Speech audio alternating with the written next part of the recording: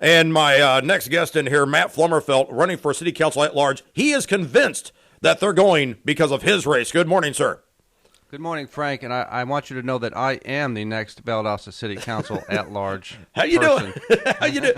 What's it like to be on the ballot? Because you hear me talk, and we're talking about QE all the time. You got a mayor's race, Sunday alcohol sales. You guys, I mean, this race between you and Ben Norton, the incumbent, and he's been in there, I think, for a year. He's filling an unexpired term there. You guys, honestly, you're kind of lower on the radar screen, but it's still a very big job, and this is city council at large. You represent everybody in the city. Well, people have told me that, that is the most powerful city council seat. For me, it was just the only one that was open, the only one I could run for, so whoopee. But, yeah, it's an important race. The ballot only has 4 things on it, as you know, alcohol, consolidation, then our race, and the mayor race. That's it. So, short ballot.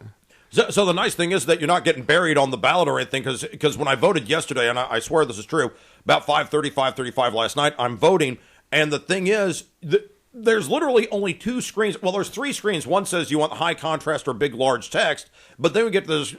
You can vote in all 4 races. You can be in and out in 30 seconds. So it's quick, and it's not like you're buried down the ballot. All the other races, the unopposed city council races, whatnot, have been stripped off of the ballot. So you don't even have to worry about those. We're not hunting and pecking. You guys are right there. So even though you're down the ballot, hey, the ballot ain't that far. There's only 2 screens, 4 races, and you guys are a huge race.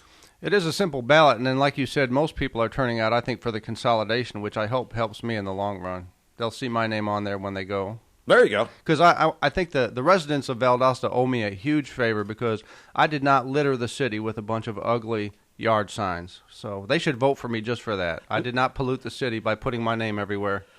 Let's talk about the race so far. You've been out, you're going, what's been the strategy? Because you're not just covering district, again, you're covering the entire city.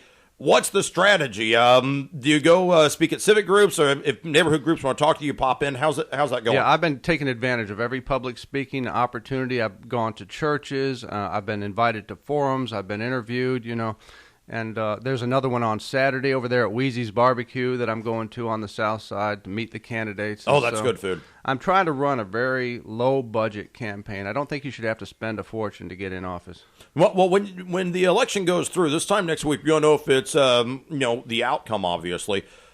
Let people know very quickly, Matt Flumerfelt, as you're running for city council, what are some things you want to bring to the city council? Why did you decide to run, and what are some of the issues that you're passionate about? Well, Frank, one of the main things that I bring to the city council is that I have had a lot of different jobs. I have worked as a caretaker, taking care of the elderly and disabled. I've worked in retail. I have worked in customer service. My first job when I came to Valdosta was a grinder operator at TM Polyfilm, where you throw plastic into a grinder.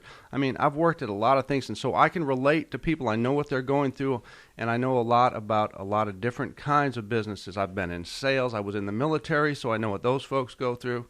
And so I think I bring a lot of diverse life experiences to that office. When you're looking at the issues confronting Valdosta, obviously we're growing, but we want to have smart growth, not just rampant growth. There are areas like downtown. I know you're very passionate about downtown. What are some of the issues that you're saying, hey, here's something that I want to have a voice at this table? Well, I've said that I want to be the park czar. I want to help clean up the ugly, polluted areas of Valdosta and make it a more attractive city. A safe place, get rid of some of the polluted areas. Parks are good. I like inner city parks, pocket parks. I want to help, our historic buildings. Some of them are falling down and dilapidated. I really just want to beautify and clean up the city and make sure that we have the kind of clean industries that are not, throwing stuff into the air that we don't want to breathe and in the water, etc. Let's talk about the parks, because one of my pet peeves is that, look, I've lived in other cities, Swope Park in Kansas City, Zilker Park in Austin, Texas, the list goes on. I'm sitting here thinking, our park, Drexel Park, one of the main parks we got, it's a couple of acres. Then you got Mackey Park over, it's a couple of acres. And it's bigger, but, the only big park we got is Freedom Park. And it seems, we can't carve out new real estate. We can't just flatten homes and say, here's a big central park. So what do we do? Is the answer more smaller pocket parks throughout different neighborhoods? I want more parks inside the city. See, the problem we've had is that every time a piece of property comes open in the city, a developer grabs it up and puts a building on it, instead of, we should have more inner city parks, for kids, playgrounds. There are a lot of parks in Valdosta. I was touring around the south side. There are parks that people don't even know about because they don't go there. Who wants to drive way the heck out Bemis Road to go to Freedom Park or Langdale Park or whatever that is out there? I want stuff that's close by to where I live. As you're doing this, what's your feedback been as you're out campaigning? Because I know you've been out there. I've seen you out in public a couple of times. What are people telling you when you're saying, "Hey, I'm running for city council at large"? The first thing they say is, "What do you think about consolidation?" Yeah. And even though the city council doesn't have a lot to do with that, they want to know because they feel strongly about consolidation.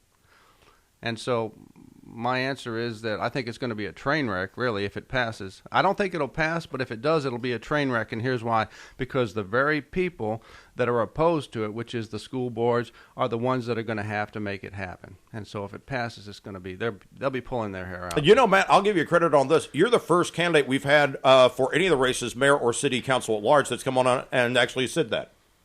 Because everybody said, well, I don't want to weigh into that. You're the first person to weigh in. Congratulations. No, because we'll ask these guys off air, say, do we want to go on this or something like that? And it's been like, nah, that's something I don't want to get into. You're the first one who's said, that's going to be a train wreck. Well, everybody tries to be so politically correct when they come on those shows, and I have to tell you, people don't understand. When you come on Frank Barnes, it's like the microphone goes on, and then your mind goes blank. It's like, bah, bah, bah.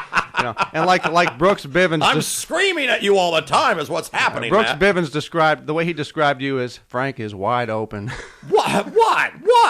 I like Brooks. Brooks is running for mayor, by the way. Yeah. But yeah, well, thank you. I don't know if it's a compliment or not. But the thing is, honestly, as I'm looking at all these issues, I just want to be sure that people are well informed about the candidates. And you're saying, hey, you're getting out there on the issues, and there's certain things you want, like parks, and we're looking at consolidation. Let's also talk about the growth that we're going to have, because eventually, the economy is going to come back, man. It's a cyclical thing. At some point, we're going to get out of this mess.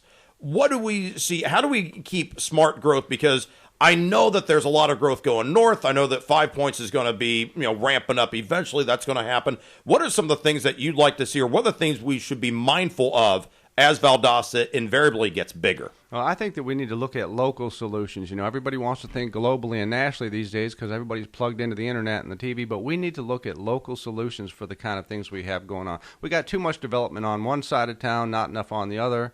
We need to attract more of the people that pass through here. We are a stopping place, on the way to Florida and back and forth. And, there's no reason they shouldn't stop here and spend money. That's my plan. Because as we're doing this, and I'll say this, now that the interstate, we have this, it's like I don't know if these are not dorms, apartment buildings, mostly kids, I say kids, college kids. When you're coming down the interstate now we have this big thing that's right out off the interstate here. People can drive by. It's another piece of, I don't want to say eye candy, but it's another attraction. People go, oh, wow, it looks more like a city, because the way the interstate's wired, it's just kind of, it's on the periphery. Now, at least it looks like there's more stuff out there. We look like we're living in a booming economy right now with all the construction that's going on. I'm not sure exactly how it's happening, but it's good. And don't forget that we have an Olive Garden coming, so we've got to be attracting people off the highway when they see that big Olive Garden. You know my history with Olive Garden, Matt. You know that. I've never seen an entire metropolitan area shut down, say, but a new restaurant is coming, and the whole world comes to a standstill. It's a lovely place. It's a fine place. I'll go there once a year. That's wonderful. But, guys, the world... Matt, you started me on a tangent. I'll get off it right now. That being said, for the next couple of days, where will you be if people want to catch up with you or bump into your... How do people find out more about your campaign? What's the strategy the next couple of days? Well, I have a Facebook site. I mean, you see, Frank, I'm the kind of person, I am around town. I'm on the street. I'm always around town doing things. I'd have a sales job, and so I run into people everywhere. I'm not hard to find, and that will serve me on the city council because I don't mind getting my hands dirty. I'm down on the scene, finding out what's going on, so... Absolutely. So you're going to be out at there's a barbecue place you're going to be at. We're going to be at Wheezy's on Saturday at 1. Meet the candidates. Wheezy's good barbecue over there on West. They're over on Hill Avenue, right? Right. Good food over there, and we're going to have a Meet the Candidates forum on Saturday. Like I said, I'm going around meeting people, churches, forums. I'm still doing a few interviews. I interviewed for the Spectator not long ago, and the VSU paper. In other words, I'm taking advantage of as much free stuff as I can, Frank.